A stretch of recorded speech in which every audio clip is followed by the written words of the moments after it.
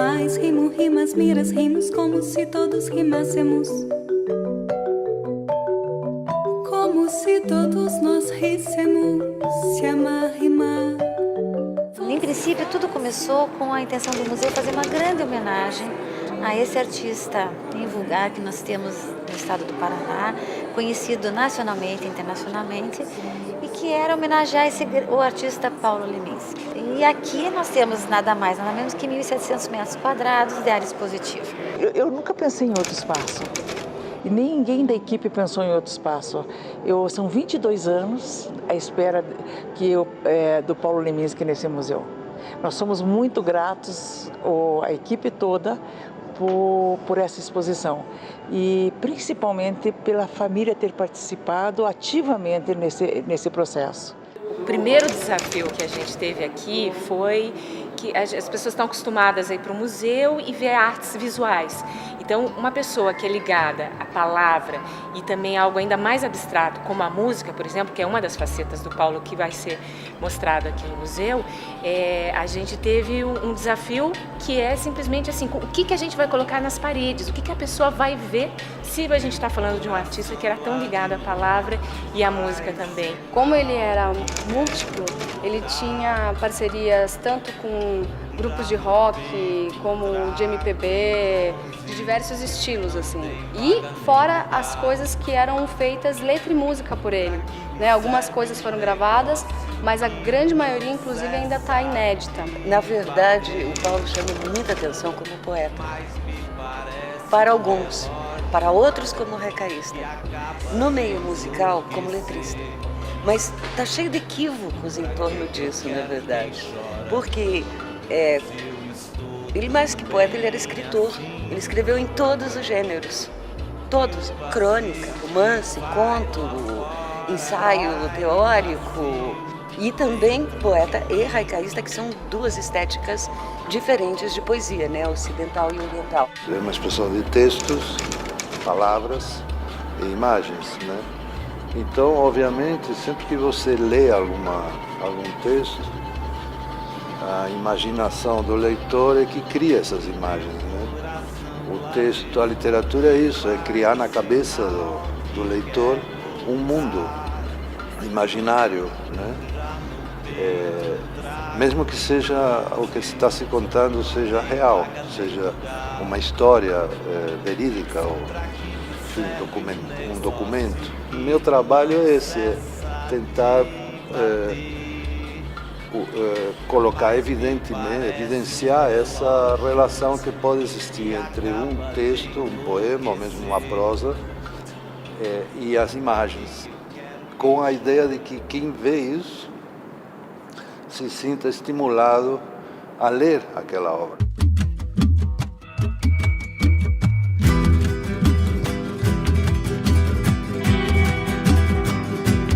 O segundo desafio foi a gente trazer alguma coisa nova que não fosse simplesmente o produto acabado, que eu acho que é o que o público mais conhece. Então a gente tem o produto acabado para a gente ter uma referência, mas tem todo um processo de criação que eu acho que não só interessa aos pesquisadores e também aos estudiosos, mas o público geral também acho que vai se surpreender de que forma que ele chegou até aquela obra que construiu, enfim, todo esse legado que ele deixou e que faz com que Paulo Leminski seja uma referência local, nacional e mundial. A biblioteca dele parece que tinha em torno de 5.000 livros. Obviamente que não estão aqui, muitos se perderam por causa de que ele mudou para São Paulo, deixou aqui, acolá, na verdade o que nos está mostrando é uma seleção do que sobrou, né, da biblioteca enorme dele. E é impressionante porque tem livros em todas as línguas, em alemão, em inglês, francês, em latim, em japonês, em chinês. E ele lia tudo anotado, ou seja, ele lia todas essas línguas. Muitos ele traduziu, né? Estão ali as traduções. E a gente vai mostrar esses livros como uma referência bibliográfica dele, né? Além, obviamente, dos livros que ele escreveu, né? Os originais. E principalmente os manuscritos. Então a gente tem desde cadernetas dele de redação de quando ele tinha 13 anos, 14 anos, ele estava no Mosteiro de São Bento, então ele começou ali a estudar muito sobre línguas. Então, de que forma que ele estudava línguas? Ele teve alguns professores muito importantes, que foram os mestres que passaram todo o conhecimento sobre o francês, o inglês, o latim, mas as outras línguas que ele teve conhecimento, ele é autodidata. Então você tem no espaço, por exemplo, dos dicionários, de que forma ele aprendia sozinho essas línguas. Cada coisa, cada gênero pelo qual ele se interessava, ou cada autor, ele estudava a língua para ler no original. Então ele estudava muito japonês, vai ter vários trechos em que ele fala da língua japonesa, não só da filosofia oriental. Nós pensamos, porque ele deu muitas palestras em vida, então a gente selecionou trechos para cada setor. E as pessoas já vão estar passando por isso, por toda a exposição, né? De um espaço elas já pulam para outro que está fazendo outra referência, né? Do espaço nipônico, de repente elas já estão no espaço infantil, e enfim. E essa experiência elas vão ter também na música, esse transporte elas vão ter na música também. Ele produziu muito em muitas mídias, pré-tudo, né? Pré-computador, pré-internet, tudo assim, ele estava escrevendo para o futuro, não só o Catatal. E eu quero que as pessoas conheçam isso, conheçam essa amplidão que ele era. Quem vem ver o Haicaísta encontra os tercetos, porque ele grafitava também. Ele ia grafitar com a Alice, com os amigos, não sei se era um interesse dele de ocupar a cidade. Tem textos onde ele fala disso, o boom da poesia fácil, no Gozo Fabuloso acho que está. E ele fala disso, de como a poesia está se sendo portátil, né? Está se transformando num bem portátil, porque pode ser levada para as ruas, colocada e divulgada assim, né? A gente sempre se identificou com o trabalho dele, assim, de alguma forma, né? O Leminski é uma espécie de um personagem, né, da cidade, um mito, assim, né? Então, está sendo muito, muito legal, assim.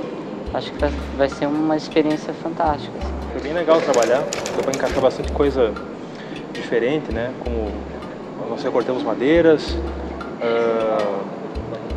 tem colagem, tem grafite, né? A pintura, né? Então, baseado nos poemas, nós criamos imagens, né? Com os nossos desenhos, né? A partir das nossa forma de trabalhar, né?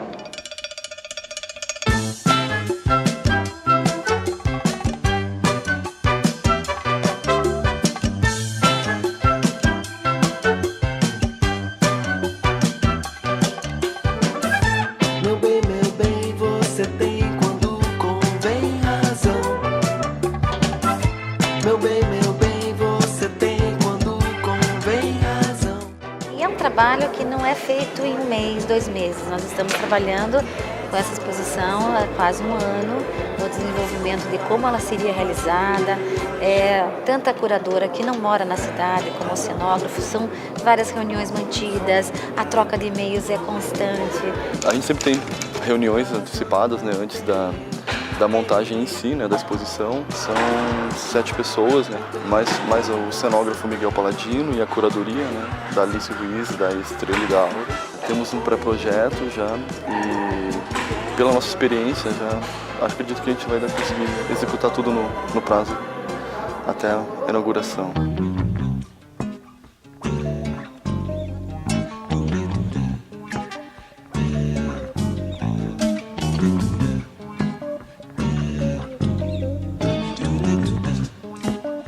Criamos um ambiente para crianças, coisa que não sei se sempre tem aqui, sei lá, mas ele tem alguns trabalhos para o público infantil. Tem o Pilim Plim Pim, que é um show que ele fez com o Guilherme Arantes, tem músicas, tem A Guerra Dentro da Gente, que é um texto mais para jovens sobre a arte da guerra, que é muito interessante.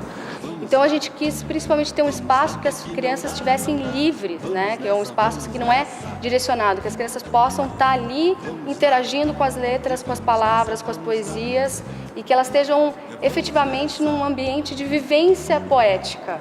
Depois tem aqui, onde a gente está, o ambiente da ficção, né? Que são as obras dele agora, Catatal, Descartes com Leeds, Agora que são elas, O Gozo Fabuloso e Metaformose. Acho que a primeira foto que eu fiz dele foi o famoso nu, não é? Esse que foi do lançamento do Catatal, né? Isso nós bolamos, assim, um dia, naquela década muito louca, a gente... Vamos fazer uma fotografia nu? Vamos. Então fomos para um estúdio que nós tínhamos e eu fotografei. Então essa foto que aparece aí, eu bati acho que 2 rolos em 6 por 7 centímetros. Acho que dá umas 24 fotografias, cara. Tem umas que eu não posso mostrar, não é? É o chamado nu frontal, não é? Mas ele era muito fotogênico, o Paulo. E as outras fotos que estão na minha exposição, que foi para a Biblioteca Pública, que está aqui no outro andar do museu, foram de convivência nossa, realmente convivência na casa dele, onde ele morava na Cruz do Pilarzinho, e um verão que nós passamos numa casa que eu tinha, na casa de praia que eu tinha em São Francisco do Sul.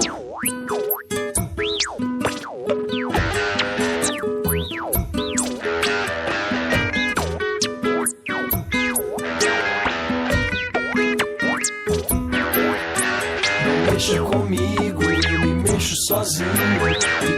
E depois, bom, tem a parte, vamos dizer, o lado oriental dele, né?